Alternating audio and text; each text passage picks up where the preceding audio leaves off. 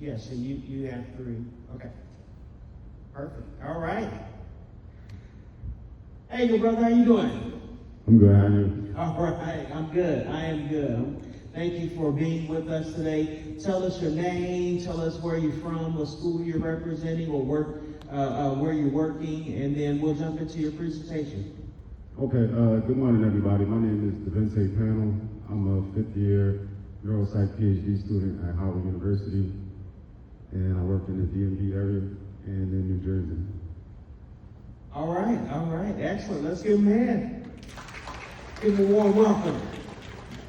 All right, tell us about your project, your presentation. Okay, so I will be reading some of this. I don't have it all committed to memory, but the project is basically about the relationship between beliefs and quality of life.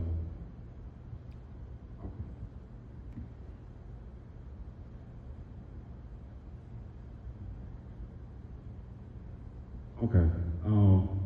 I'm not going to read directly from the slides, but they're there for your reference.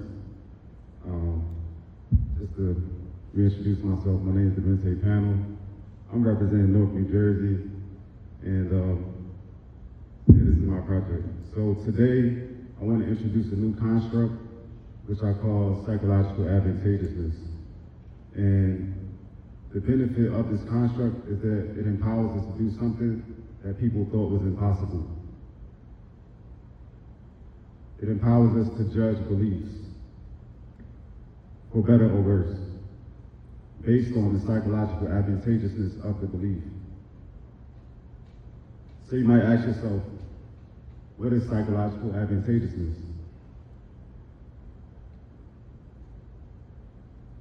Psychological advantageousness refers to the differential impact of one's mental and emotional intrapsychic infrastructure on their quality of life. Now you might ask yourself, what is the mental and emotional intrapsychic infrastructure? The mental and emotional intrapsychic infrastructure refers to the internal world of the individual. It consists of their beliefs, affective states and traits, their language, their axiology, their epistemology, metaphysics, all of that. If we looked at people as computers, the MEII would be the code of the operating system that outlines and confers functionality. Quality of life is typically viewed as a subjective perception of one's well-being or life satisfaction. But in my work, I'm going to broaden that to include intersubjective and objective indicators of quality of life. For example, I can tell you about my own quality of life. My loved one can also tell you about my quality of life. Or you could use objective measures like biomarkers. You could take blood samples, urine samples, skin samples to actually see indicators of my quality of life. In his book, As a Man Thinketh by James Allen, he said, they themselves are makers of themselves by virtue of the thoughts which they choose and encourage. Their mind is the master weaver, both of the inner garment of character and the outer garment of circumstance, and that as they may have hitherto woven in ignorance and pain, they may now weave in enlightenment and happiness. Put differently, the inner garment of character refers to one's mental and emotional intrapsychic infrastructure.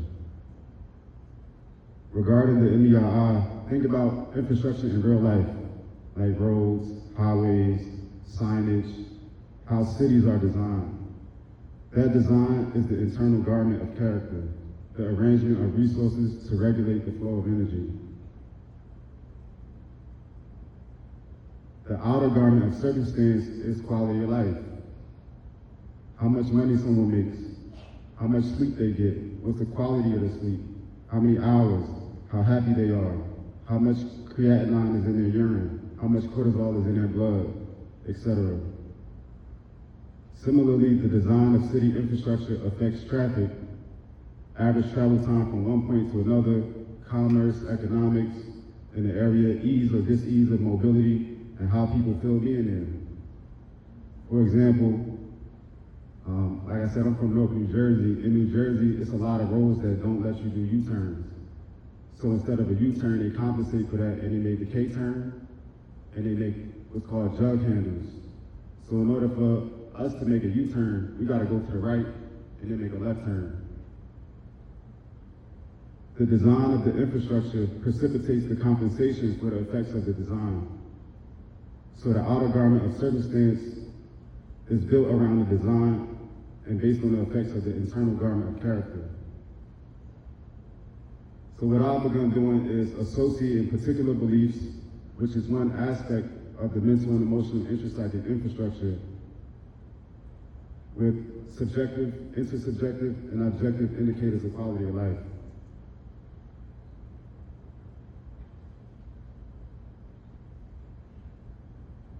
That relationship between the two is psychological advantageousness. Not the psychological advantageousness of the person, it's the psychological advantageousness of the belief, or of whatever aspect of their mental and emotional intrapsychic infrastructure that we cherry pick. So in this work, we treat beliefs as distinct entities, wardrobe that can be worn or coding that can be copied and pasted into a server. Up until now, people treat their beliefs as above reproach, above critique. You know, people believe what they believe and nobody can tell them it's good or bad. But that ends today. In therapy, mindfulness, harm reduction, we ask clients with maladaptive behaviors, how is that working for you? Essentially, what is the psychological advantageousness of that? Could be a habit, could be a belief, could be a mood state. Since there's no absolute zero, when we conceptualize psychological advantageousness, we acknowledge there's always some advantage, however small. So even if you're working with a client who says, I smoke crack, in harm reduction, I wouldn't say, don't smoke crack.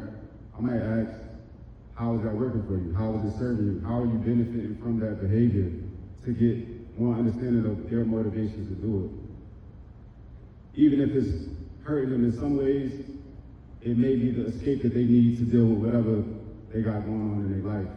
So there is some advantageousness to it. And I will put advantageousness and disadvantageousness on two different spectrums. So low advantageousness does not mean high disadvantageousness. They got to be separated. We need two different continuums. By evaluating the quality of life outcomes associated with beliefs, we can begin to attach statistics to the beliefs. For example, if a no U-turn sign leads to increased amount of traffic or increased amount of time to get from point A to point B within the city, or if a belief that, for example, men should only work outside the house leads to this amount of couples counseling sessions or this level of marital satisfaction. Because the belief that men should only work outside the house might show up as, I ain't washing clothes and I ain't cooking. And that could put more pressure on the spouse.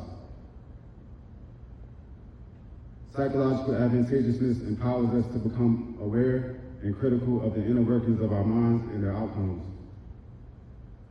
And so we cherry pick aspects of our internal worlds one by one to see what do they lead to. What am I signing up for when I adopt these beliefs? If I subscribe to the ideology that God exists, what comes with that? How's that going to affect my heart, my liver, my sleep quality, how much money I make, you know, everything. So now people will know what they're signing up for when they subscribe to the beliefs, languages, ontologies, axiologies, affective traits, etc.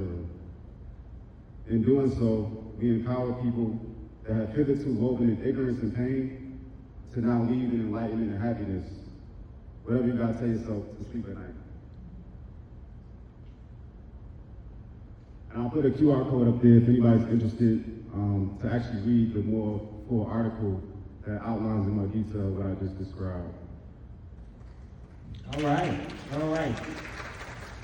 So you have a heavy theoretical component to how you're thinking through advantageousness, and I like what you said of separating out advantageousness and disadvantageousness.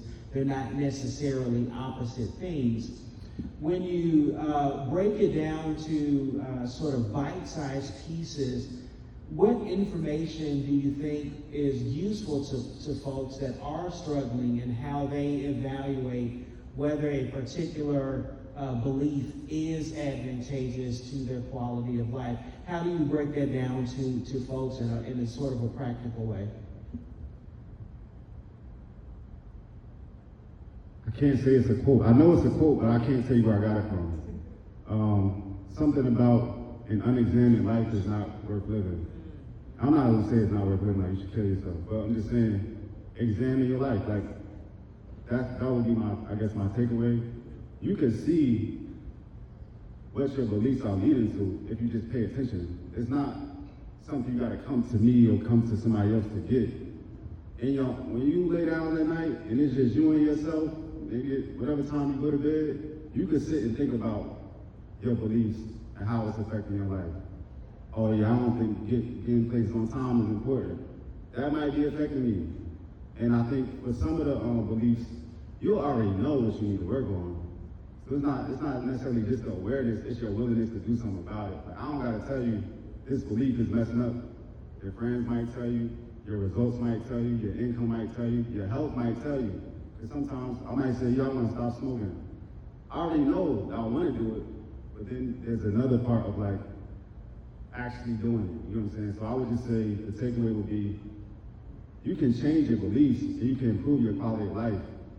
The first part is just becoming aware, and then you figure out, all right, what's the steps to do it, which is a whole nother presentation about how to go about changing it. All right, well, thank you so much. Let's give them a hand. Appreciate you. All right, well, we are going to do